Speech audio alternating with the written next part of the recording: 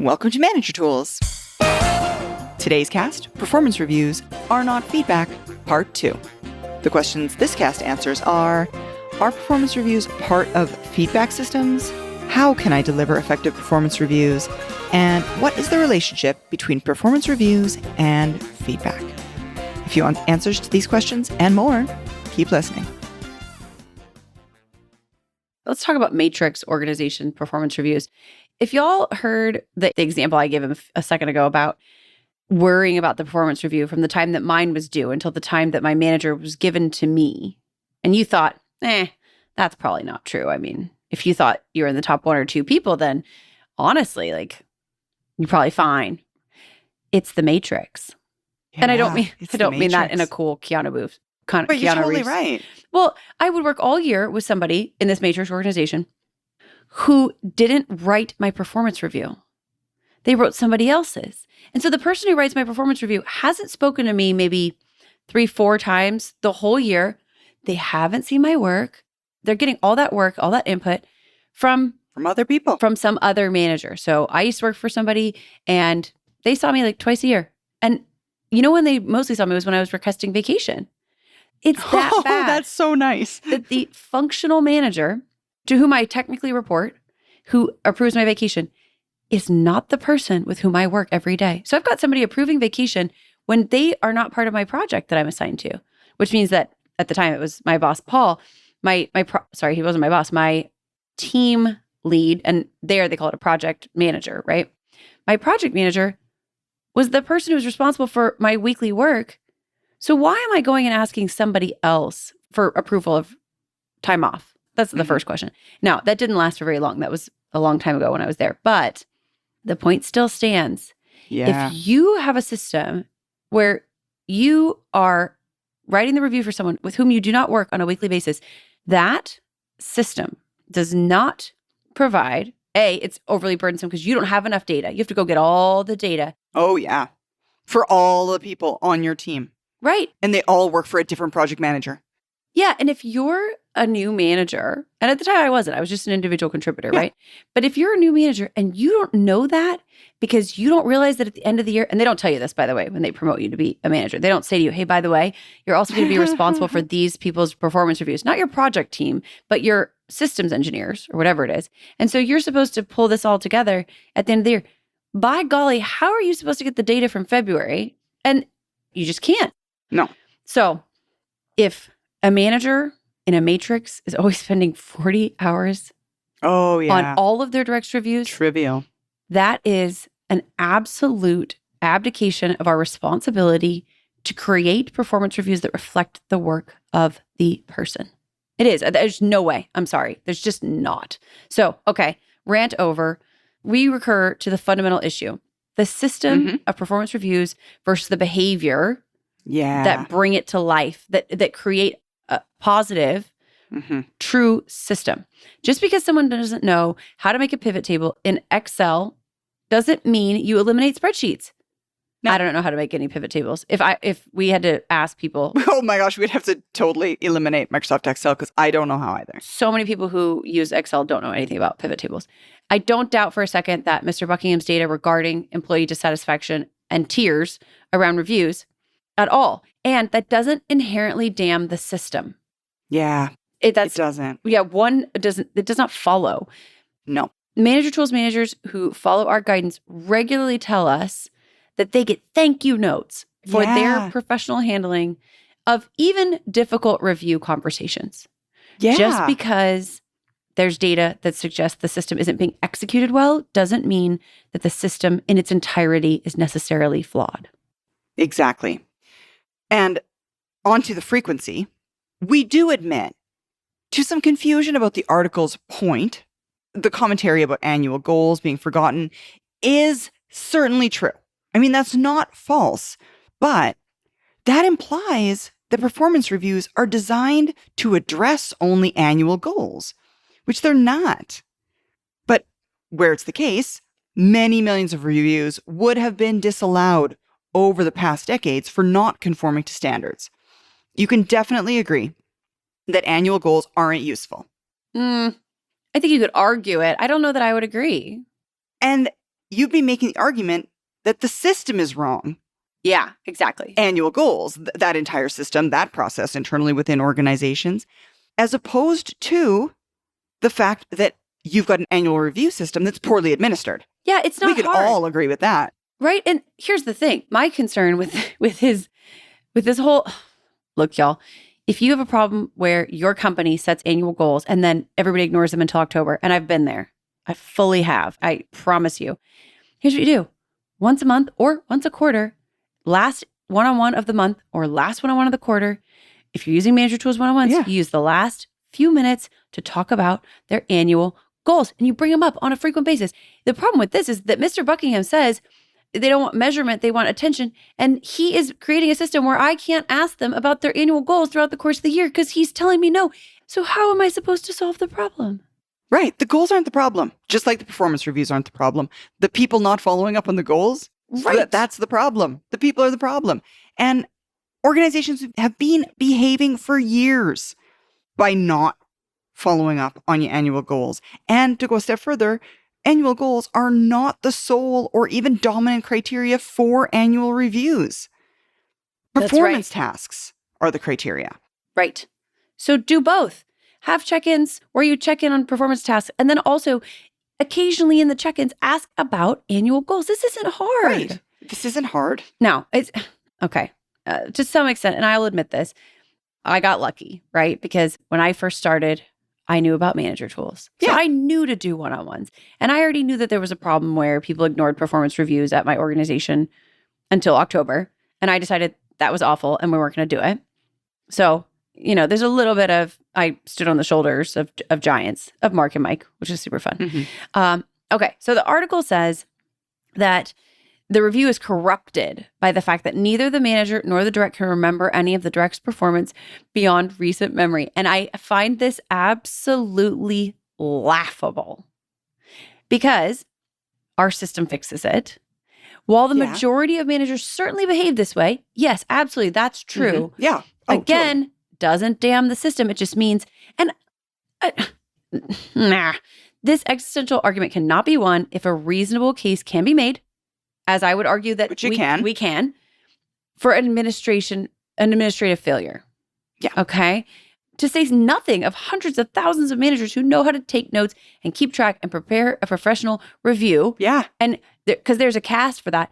Right. Y'all, if you're listening to this and you're thinking, my goodness, I'm a little excited that the system is so flawed because it means I can behave in the system and be an absolute rock star with very little effort, you'd be right.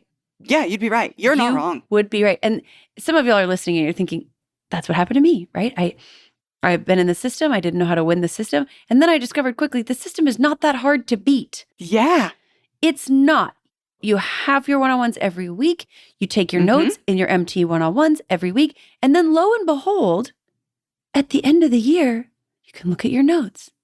And y'all, the only time I use a highlighter at work, except sometimes I draw stuff like with, when we're demonstrating things, like I'll use a chisel tip highlighter. Oh, yeah. The only other time I use a highlighter is when my directs say something in their one-on-ones or we cover a topic in their one-on-ones that I want to put in their performance reviews. Then you just highlight Yeah. it. And then You what? could flip through the pages. Oh man, you just flip through. And I think we've talked before, Sarah, about how I used to do it where I had like the notes on one side and then on the other side I had the blank back of last week's Yes. notes. And what I used to do is I would just put a star on the blank. Yeah, I put an arrow. Mm-hmm. And then ta-da! Yep. If you're thinking, y'all, that the system is flawed, and since it is flawed, you can behave in a way that will set you above and beyond the others, you are right. That is absolutely accurate. We've said for years, the one-eyed man in the land of the blind. And the system is blind. It absolutely is. You are the one-eyed people. And so, okay, so we said it already, but the only case made in the article about dehumanization, so Yeah, dehumanization. is the continuation of Gina's story. And Gina, we're sorry that you are living in this world because I hope they changed her name. And if we didn't, and she's probably not listening, but if she is, we're sorry. It's so hard because we don't want managers or direct staff to exist in a system that isn't helpful and that Right. would ever be dehumanizing. Makes you feel that way. Absolutely. However, thanks to the general underperformance of managers and poor promotion standards and poor training. Mm-hmm. And as well, virtually no training for people on the way to prepare for performance reviews. Yeah. It's no surprise that managers aren't doing a good job.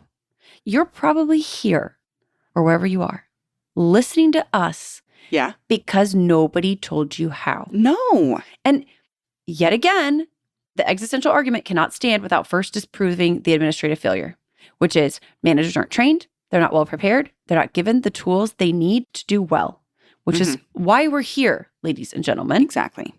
So later, right, there's that comment. Exactly. The comment being that the point about dehumanization was actually due to or caused by the forced ranking, right? She can't be a 2, so try and feel like a 2 or whatever the comment was. Ugh. But yeah. Now, I can understand the argument, but guys, forced ranking isn't inherently a bad system. It's got terrible press. Sure. That's absolutely accurate. There's Jack Welch's snide, catch, ill-deserved and wrong-headed nickname of Neutron Jack that comes to mind. Sure. That is an example. And the press, the bad press about those forced ranking systems is really all most people know. But in an organization with limited resources, folks, every organization you're in, because all of them have limited resources, is a limited organization resource. Limited rankings and tiring performance are completely normal. And again, here we come up against the difference between a bad system and poor administration of a system. Mm-hmm. No question whatsoever in Manager Tool's mind that the issue here is administration, that is, managerial behavior failing to reach a professional level. The answer is training of our systems, of goals, of annual reviews for the managers, not abolishing of all the systems that we've got that help us manage. Yeah. The claim, right, in the article that performance reviews are irrelevant is ludicrous. Yeah. It's insane. It starts, honestly, it says, each worker is unique in what they love and loathe about their work. Okay, that's true. Okay, that's true. And we don't, Doesn't I was going matter. to say we don't care. It's beside, what we mean is it's beside the point. Mhm. The purpose of performance reviews is not to serve an individual's loves and loathes. It's not. To be frank with you, I would suggest that a lot of people's jobs don't serve their loves and loathes. Also, I can't, the language here just makes me just dripping with disdain for this language. Performance reviews are not meant to serve your loves and loathes. No. They're not meant to serve you at all. Right. Exactly. They're meant to serve the organization's needs for succession planning. Mhm. Y'all, not everything that happens to you at work is about It's not about serving you. you. It's This like, ain't about you. right. The organization Mhm. has to support all kinds of stuff that has nothing Yeah. to do with like your individual experience in it. Yeah. If you don't know where performance reviews come from, Yeah. performance reviews, the original performance reviews, were created right after the Civil War, invented by the Army. Now, before I go on, note what that means is original performance reviews were created because what if someone got killed in battle and needed to be replaced? Yeah, the stakes are kind of high there, dude. The stakes are kind of high. I mean, the purpose of them was succession planning. They were always meant for the organization.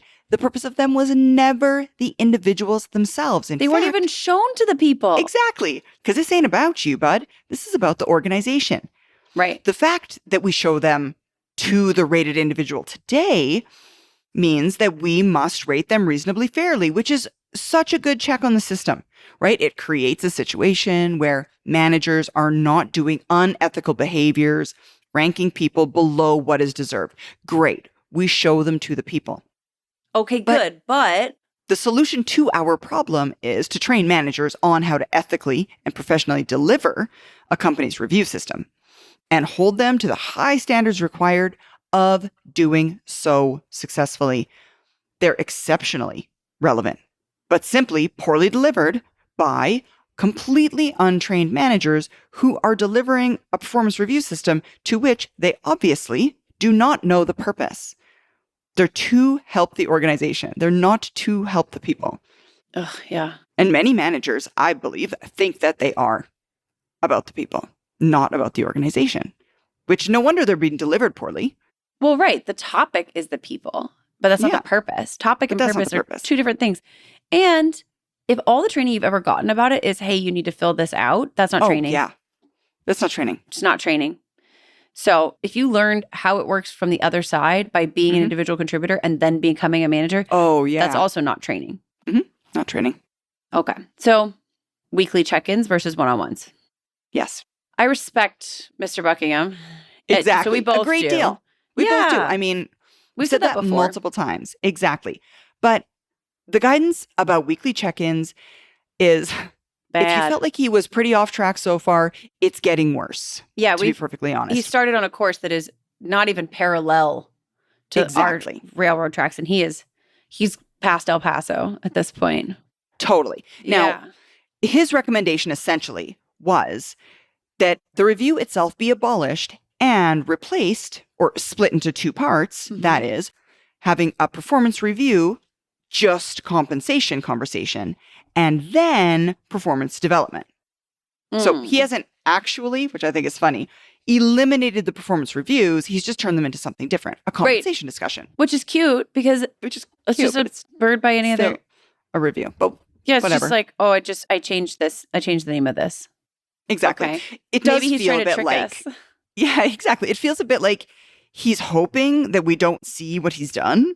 Which is not, Eliminate the performance review by having a performance review and something else. in fact, so in my opinion, we're compounding the problem because where the problem really lies is managers aren't trained well and they're not executing performance reviews well, and some of it's not your fault.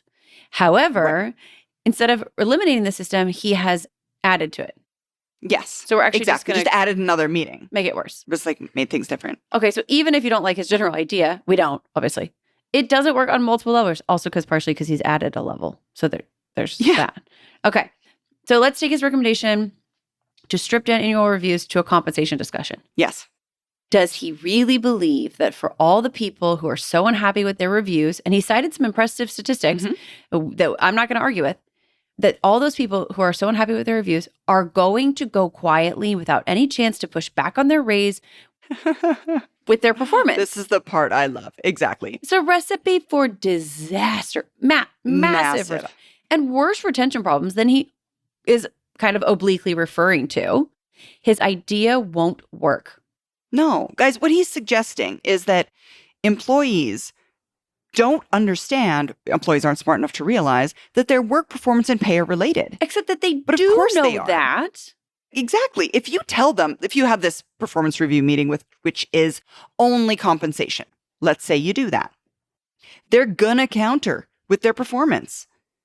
And if the managers go into that compensation discussion and are only prepared to discuss pay scales, pay bands, and raise percentages, because this is a compensation discussion, not a performance discussion, they're going to look like idiots.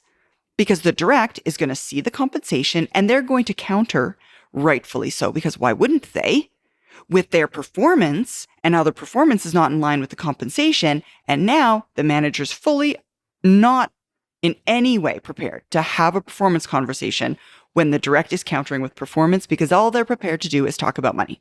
And what is the manager going to do? Oh, no, we can't talk about that. I mean, Right. and That's irrelevant. not Okay. only, That has nothing to do with how much we pay you. Here's the thing. Okay, managers, most It's people I fully know. relevant. Not only that, but most people, when you try to engage them in a conversation, I would Mhm. suggest that there's so many people out there who, if you say, well, what about my performance? They'll start to talk about performance. I Yeah. would suggest the majority of people I speak with are incapable of thwarting that conversation fully. Yes, So it's not even, absolutely. it's just not going to work. It's not going to work. It's going to turn into a compensation and performance conversation that managers themselves are not ready for.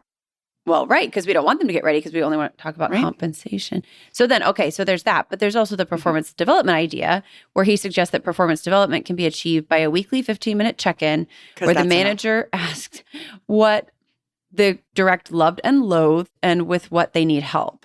Mhm. We can barely manage a worse way to address performance development. Right. Barely. That's not about performance. Well, right. Okay, there's that. So let's even set aside the ludicrousy of this idea because it isn't about performance.